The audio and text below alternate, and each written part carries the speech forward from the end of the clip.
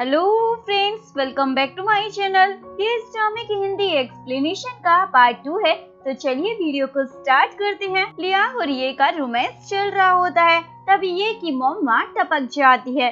ये अपनी मॉम को वहाँ देखकर शॉक हो जाता है। लियांग तो डबल शॉक हो जाती है।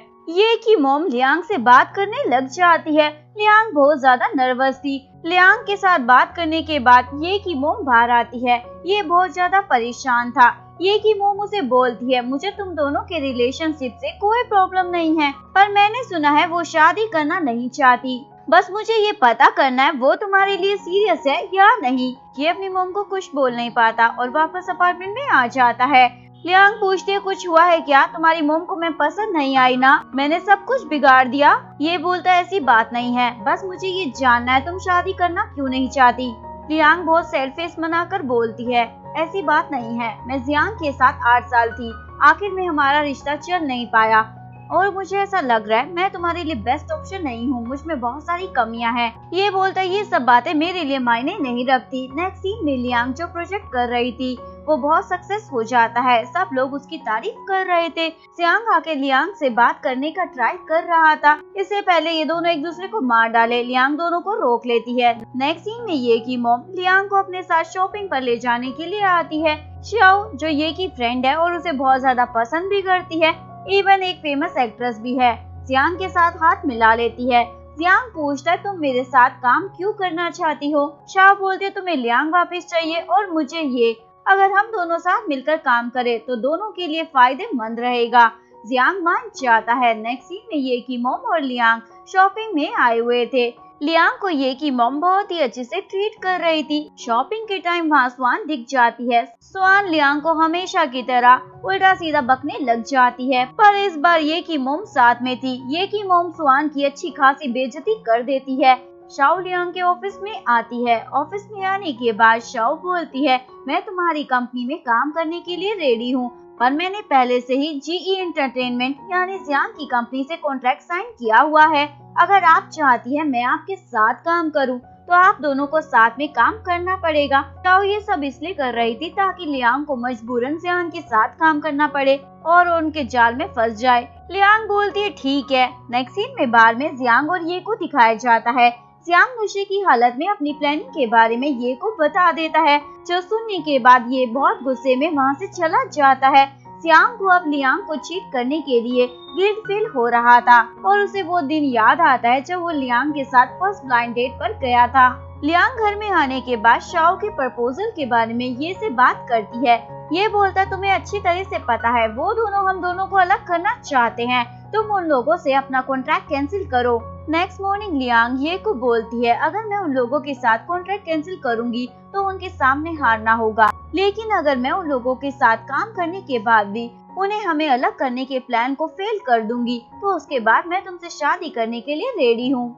ये सुनने के बाद ये भी खुश हो जाता है। वो बोलता है, ठीक है, पर उससे पहले मैं हमारे रिलेशनशिप के बारे में सबको बताना चाहता हूँ, हम दोनों अपनी एंगेजमेंट अनाउंस कर लेते हैं। ये सुनने के बाद लियांग भी खुश हो जाती है। नेक्स्ट सीन में दिखाया जाता है एक लड़की जिसका नाम शाओ है, वो मीडिया के सामने एक वीडियो वायरल कर देती है जहाँ ये बोल रही थी लियांग ने उसे बहुत परेशान किया हुआ है, वो अपने अंडर काम करने वाली सारी एक्ट्रेस को मारती है, उन लोगों को खूब टॉर्चर करती है। ये न्यूज नेट पर वायरल होने के बाद लियांग की इमेज तो खराब हो जाती है। ये क्या कराया लियांग की बहन स्वांग का था, क्योंकि जब उसे पता चला था ये के साथ लियांग की शादी हो सकती है तो ये जानने के बाद उसने उसकी शादी खराब करने के लिए ये सारा कारनामा किया है। जियांग को जब ये पता चलता है तब वो स्वान पर बहुत ज्यादा गुस्सा करता है। जियांग लियांग को कॉल कर कर सॉरी भी बोलता है। लियांग और ये प्रेस कॉन्फ्रेंस के लिए रेडी हो रहे थे। लियांग ये से पूछती है, इतना सब कुछ होने के बाद भी क्या तुम मुझसे शादी करना चाहते हो? ये स्माइल करते हुए बोलता है, बैड गर्ल से तो हर कोई शादी करना चाहता है। कॉन्फ्रेंस स्टार्ट होती है। स्वान मीडिया के सामने अच्छी होने का प्रेटेंड कर रही थी, तभी लियांग और ये आते हैं। ये मीडिया के सामने अनाउंस करता है, अब से लियांग की कंपनी में जितने भी प्रोजेक्ट होंगे उसमें उनकी कंपनी इन्वेस्ट करेगी। ये और लियांग ये भी बताते हैं जिस एक्ट्रेस ने मीडिया के सामने वो सब बोला है उससे सच्चाई भी कन्फेस करवाई जाएगी। ये सुनने के बाद सारे मीडिया वालों के लिए ये न्यूज हाईलाइट में आ जाती है। स्वान बहुत गुस्से में थी। तभी लियांग आके उसे बोलती है, मुझे नहीं पता मैंने तुम्हारा क्या बिगाड़ा है, पर ये जो कर रही हो ना मेरे खिलाफ, वो सब बंद करो। नेक्स्ट सीन में लियांग ये और उसके लोग मिलके जिस एक्ट्रेस ने लियांग के खिलाफ वीडियो बनाया था उसे डरा धमका कर सच्चाई उगलवा लेते हैं।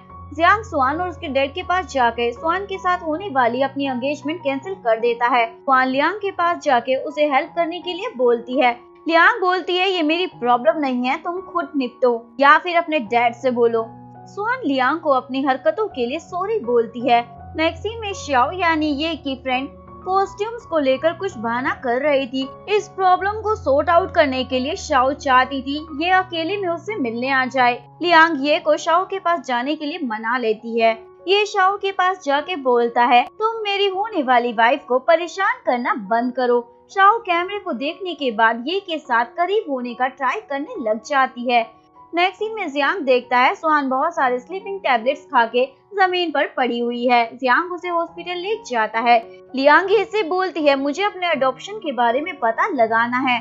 सुबह किसी ने एक पेपर उसे सेंड किया था जो देखने के बाद लियांग शॉक हो गई थी। ये बोलता है, ठीक है मैं देख लूंगा। हॉस्पिटल से आने के बाद घर में जियांग को स्वान के डैड सुना रहे थे। जियांग के जाने के बाद स्वान नॉर्मल हालत में उठ जाती है। स्वान के डैड बोलते हैं, तुम ठीक हो? स्वान बोलती है, मैं इस बार हार मानने वाली नहीं। नेक्स्ट सीन में लियांग शाओ के पास जाती है। शाओ बोलती है, मूवी में जो हीरो होगा वो तुम्हें प्यार करने का ड्रामा कर सकता है, पर मेरा बॉयफ्रेंड तुम्हें प्यार करने का ड्रामा भी नहीं कर सकता, ये सब करना बंद करो। और लियांग बोलती है, अगर तुम्हारे नखरे कम नहीं हुए तो मैं तुम्हें मूवी से रिप्लेस भी कर सकती हूँ। ये सुनने के बाद शाओ बहुत गुस्से में आ जाती है। नेक्स्ट सीन में ये लियांग को उसके अडॉप्शन वाली फाइल दे देता है। ये पूछता है, तुम्हें अचानक से इन सब के बारे में क्यों जानना है? तभी लियांग बोलती है, मुझे ऑफिस में किसी ने मेरी पैटर्निटी टेस्ट वाली फाइल भेजी थी, उसमें लिखा हुआ था मैं गू फैमिली की बेटी हूँ। अब मुझे ये जानना है मेरे असली पेरेंट्स कौन है। नेक्स्ट सीन में शाओ जियांग से मिलने बार में जाती है। जियांग पहले से ही टल्ली होकर बैठा हुआ था। शाओ जियांग को एक वीडियो दिखाती है जिसमें वो ये के साथ करीब आने का ट्राई कर रही थी। शाओ बोलती है, मैं इस वीडियो को लियांग तक पहुंचाऊंगी। जियांग बोलता है, अगर तुम्हें ऐसा लग रहा है ये देखने के बाद लियांग उसे छोड़ देगी तो तुम गलत हो, इसका कोई फायदा नहीं है। और बोलता है, अब हमें लियांग को परेशान करना भी बंद कर देना चाहिए। शाओ बोलती है, मैं वो हर चीज करूंगी जिसकी वजह से ये और लियांग अलग हो सकते हैं। लियांग अपने ऑफिस में थी। ये लियांग को डिनर डेट में जाने के लिए बोल रहा था। तभी लियांग के फोन पर शाओ एक वीडियो सेंड कर देती है। वो वीडियो देखने के बाद लियांग ये को देखती है। फ्लैशबैक में दिखाया जाता है जब शाओ उसके करीब आने का ट्राई कर रही थी तब ये ने उसे नो कर दिया था। ये सारी बातें लियांग को बता देता है। ये बहुत ज्यादा डरा हुआ था। लियांग सोफे पे बैठती है। उसके बाद लियांग ये के करीब आकर पूछती है, क्या वो तुम्हारे इतने करीब आई थी? ये बोलता है, हाँ। लियांग और ज्यादा क्लोज आ जाती है। उसके बाद लियांग पूछती है, झूठ मत बोलना, मुझे बताओ क्या उसने तुम्हें तुम्हारे लिप्स पर किस किया था? ये बोलता है, हाँ पर थोड़ा सा। लियांग उसे किस करती है। उसके बाद लियांग बोलती है, मैंने तुम्हें साफ कर दिया है, अब तुम सिर्फ मेरे हो। ये बोलता है, लेकिन उसने कुछ और भी किया था। लियांग पूछती क्या, और बताने लग जाता है, मुझे बॉडी पर इधर उधर छुआ था। और लियांग उस पर किस की बारिश कर देती है। लियांग शाओ को अपने हरकतों से बाज न आने की वजह से आखिरी वार्निंग दे रही थी। जियांग को एक स्टाफ आकर एक न्यूज दिखाती है। न्यूज में ये था कि स्वान जियांग से प्रेग्नेंट है। ये देखने के बाद जियांग स्वान से मिलने चला जाता है और उसके पास पहुंचकर पूछता है, तुमने मुझे बताई क्यों नहीं थी बड़ी बात? स्वान बोलती है, मुझे डर लग रहा था कहीं तुम हम दोनों को छोड़ दोगे। नेक्स्ट सीन में लियांग अपने डैड के घर जाती है। लियांग अपने डैड से बोलती है, मुझे अपने शेर वापस चाहिए।